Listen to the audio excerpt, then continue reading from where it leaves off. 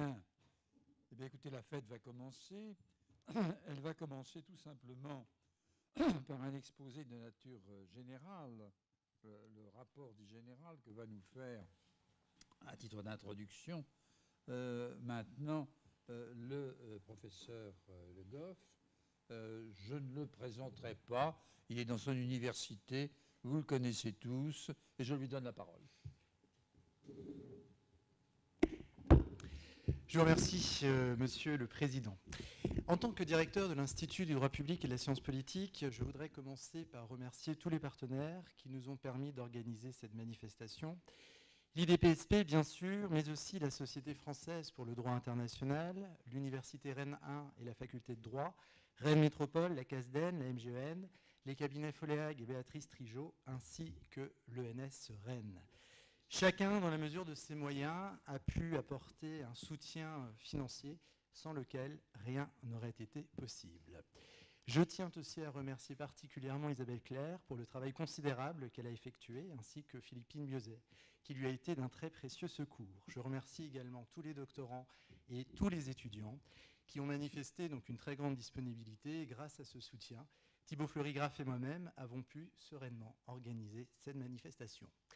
Enfin, je souhaite évidemment remercier tous les intervenants qui nous ont fait l'honneur de répondre positivement à notre invitation, y compris en ces temps troublés de grève SNCF. Il y a tout juste un siècle, en 1918, la grippe espagnole, qui n'avait du reste rien d'espagnol, commençait à se répandre dans toute l'Europe. En l'espace de quelques mois, des dizaines de millions de personnes périrent, 20 à 40 millions selon l'Institut Pasteur, bien plus selon d'autres estimations. Pour mémoire, à la même époque, la Grande Guerre fit 10 millions de morts. Si la médecine a fait d'immenses progrès depuis, il n'en demeure pas moins que tout risque de pandémie ne saurait être écarté pour l'avenir. Les crises épidémiques à virus, Zika, Ebola sont là pour nous le rappeler. Actuellement, la RDC doit faire face donc à une épidémie d'Ebola. Ces crises épidémiques mettent en exergue l'ampleur des défis relatifs à la sécurité sanitaire dans un monde globalisé. Avec l'augmentation des flux commerciaux et de population, les maladies circulent de plus en plus vite. Cela fait pourtant des siècles que les États cherchent à se prémunir de la propagation des maladies infectieuses. Dès le XIVe siècle, plusieurs d'entre eux eurent recours à la technique de la quarantaine maritime, technique qui consistait pour l'essentiel à isoler les navires à leur arrivée au port, ainsi que leurs équipages et leurs marchandises.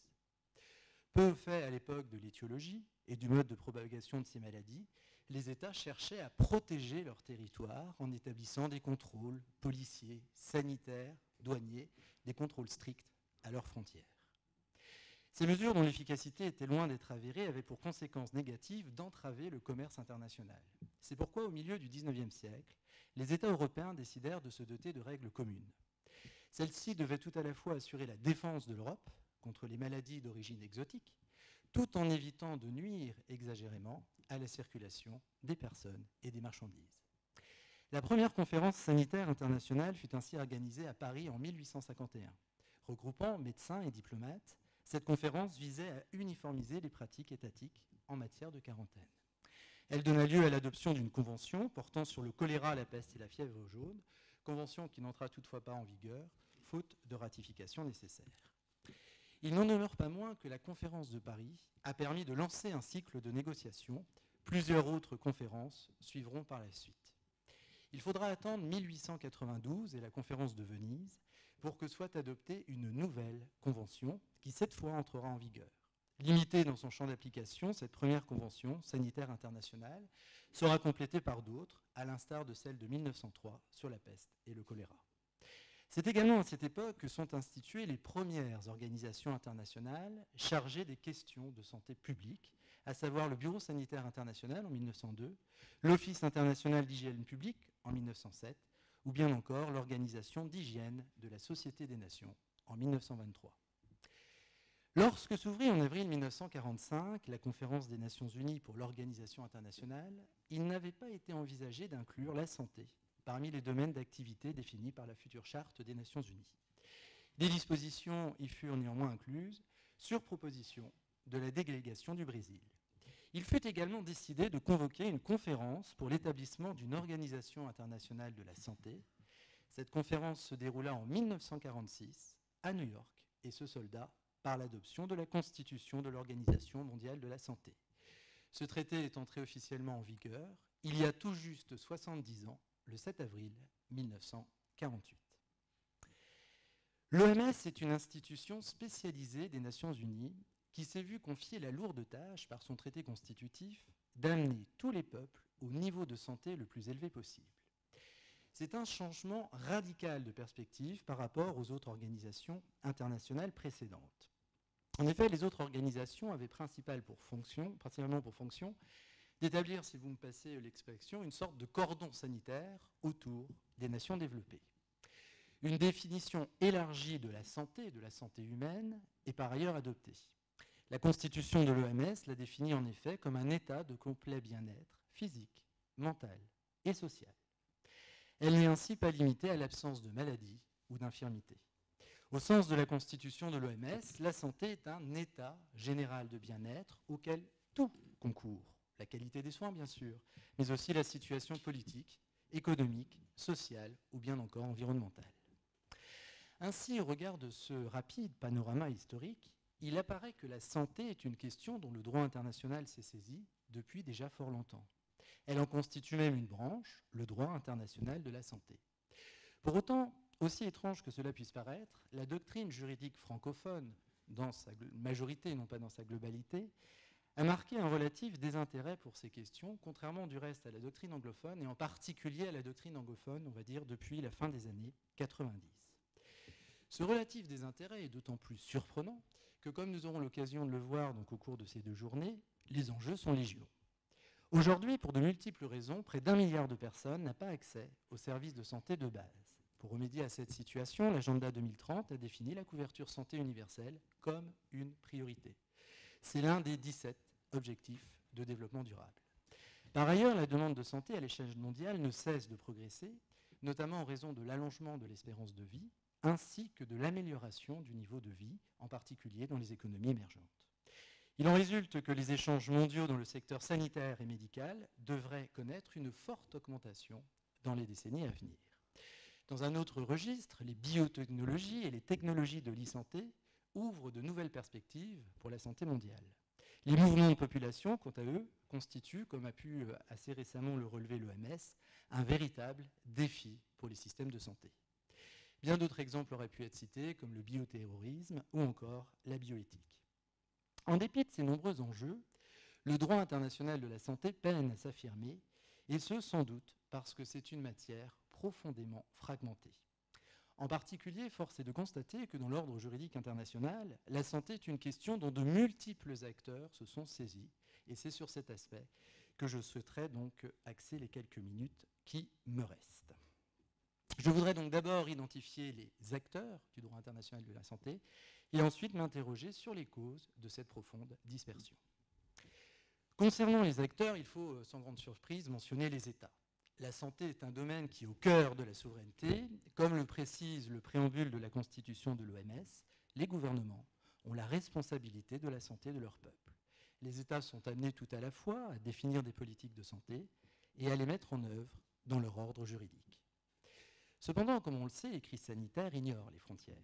Il existe par conséquent une très forte interdépendance entre les États.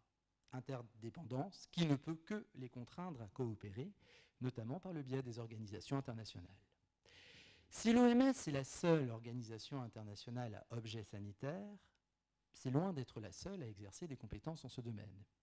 Il faut compter en effet avec d'autres institutions spécialisées des Nations Unies, à l'instar notamment, et pas exclusivement, de l'Organisation internationale du travail, de l'Organisation pour l'alimentation et l'agriculture, ou bien encore, et peut-être de manière plus surprenante, la Banque mondiale. Au cours des dernières décennies, par exemple, la Banque mondiale est devenue un acteur majeur de la santé mondiale. Elle élabore des priorités et des stratégies, elle recrute, envoie des experts sur le terrain et finance, en tout cas consacre des financements très importants au renforcement des systèmes de santé et à la lutte contre les grandes pandémies. Elle a même créé d'ailleurs en son sein un département spécifique dédié à la santé. L'Organisation des Nations Unies elle-même s'intéresse à ces problématiques par le biais de ses organes principaux, le Conseil de sécurité par exemple avec le virus Ebola ou encore le VIH, l'Assemblée générale des Nations Unies, mais aussi ses organes subsidiaires, le PNUD, le PNU, l'UNICEF, le Conseil des droits de l'homme et j'en passe, tous s'intéressent d'une façon ou d'une autre à la santé. D'autres organisations internationales universelles ont également pu investir le terrain de la santé. C'est évidemment le cas de l'Organisation mondiale du commerce à travers la problématique des brevets et bien entendu la question sous-jacente des médicaments. Il faut également mentionner les organisations régionales comme l'Union européenne ou le Conseil de l'Europe.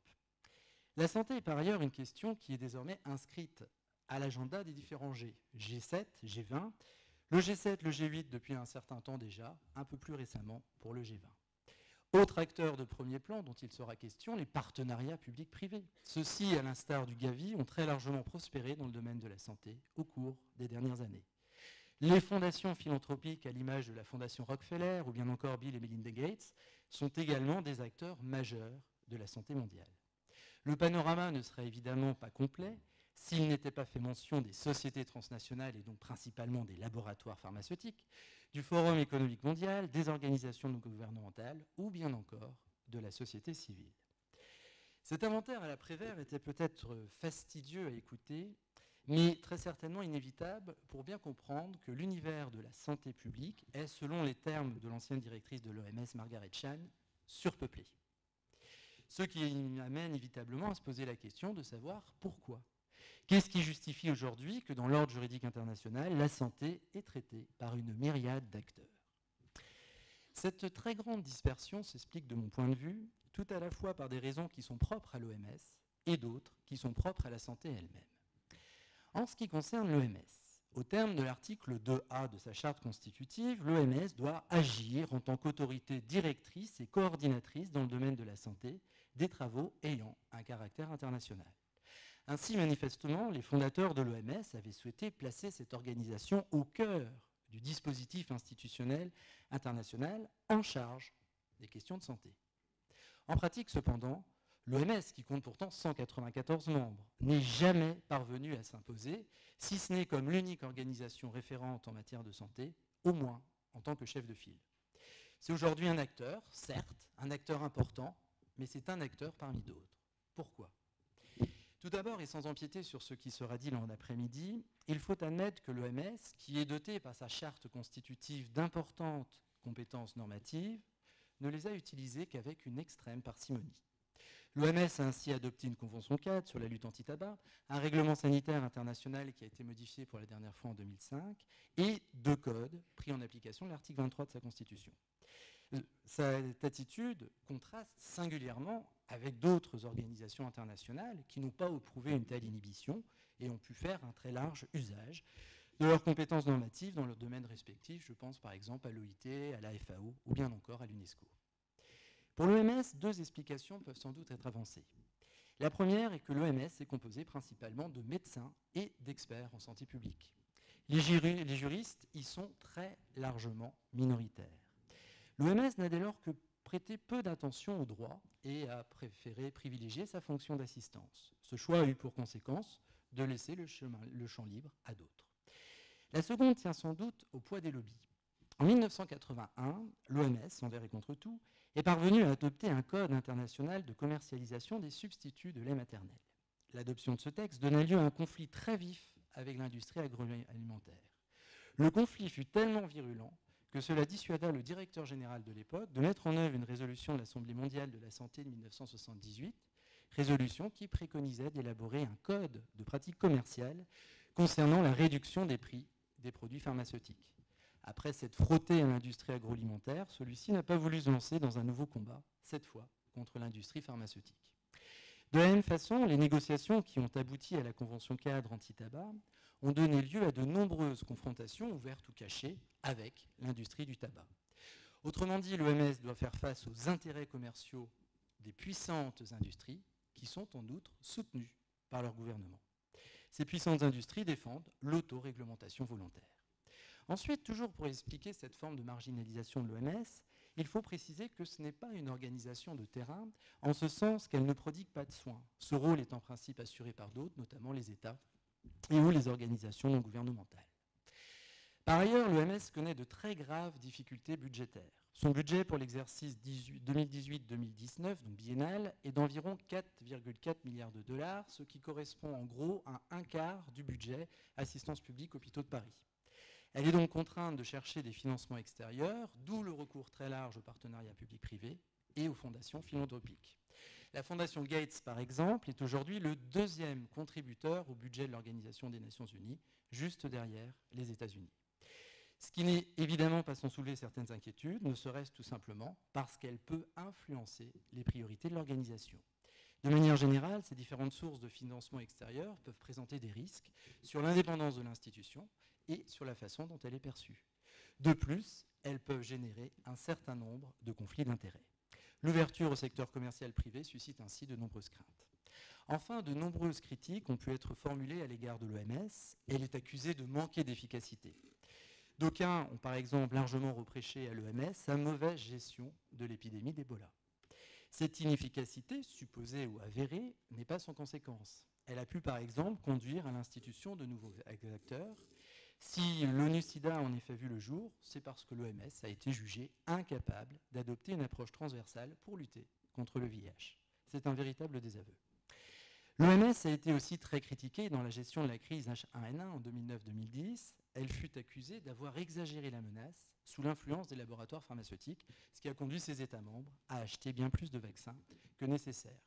Et durant cette crise, elle a éprouvé de nombreuses difficultés à gérer les conflits d'intérêts et son opacité a également été très largement dénoncée. Depuis le milieu des années 90, l'OMS cherche à se réinventer et à engager un processus de réforme. Le bilan de l'OMS, contrairement à ce que mes propos pourraient laisser entendre, est loin d'être négatif, bien au contraire. Elle est par exemple parvenue à éradiquer donc, la variole, ce qui n'est évidemment pas la moindre des choses.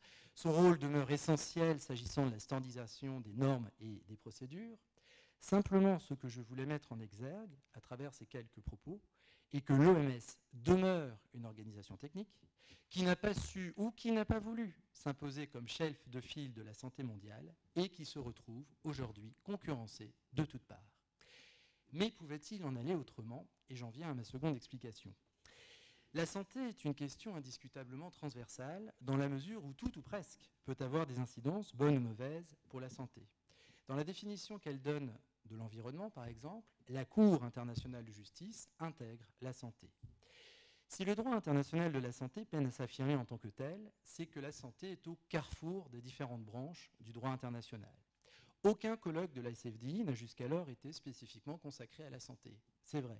Pour autant, la santé est une question qui a été évoquée dans de très nombreux colloques. Dans le colloque sur le développement, dans le colloque sur la responsabilité de protéger, dans le colloque sur l'environnement, par exemple. Depuis ses origines, le droit international de la santé connaît la concurrence des autres branches du droit international.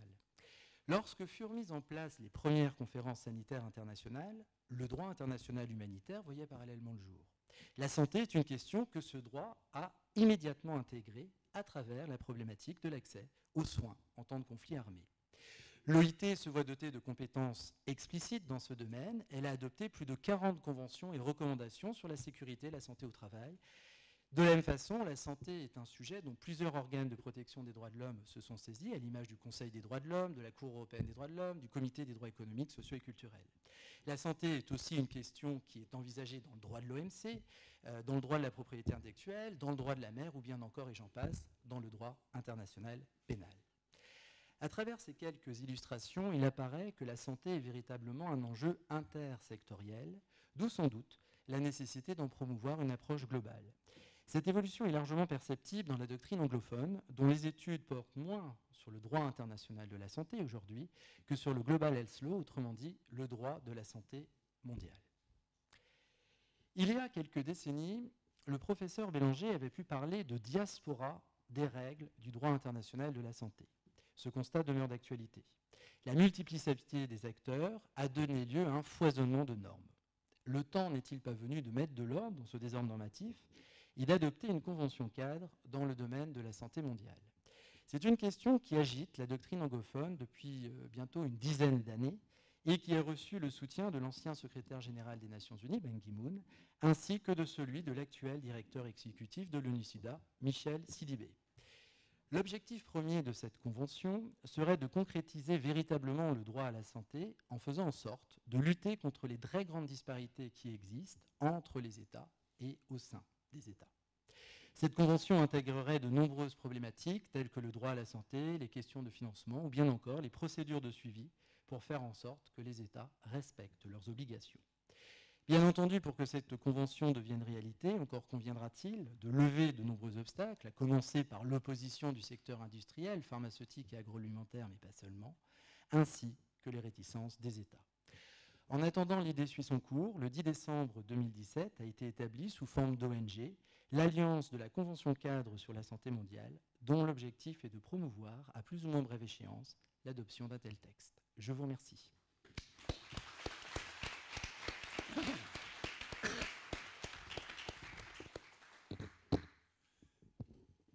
Monsieur le professeur Le Floch, je vous remercie infiniment de cet exposé introductif qui nous a montré que toute l'histoire des efforts pour promouvoir un droit international de la santé, la multiplication des acteurs, qui est une source peut-être de concurrence, mais aussi d'incertitude et d'insuffisance, à travers le foisonnement des normes et la multiplication des actions.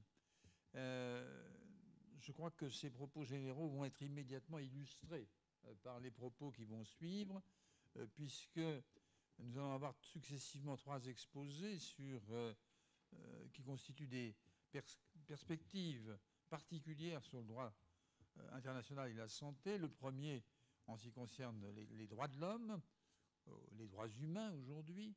Le second, pour ce qui est du maintien de la paix et de la sécurité. Et le troisième, en ce qui concerne la santé comme élément de marché.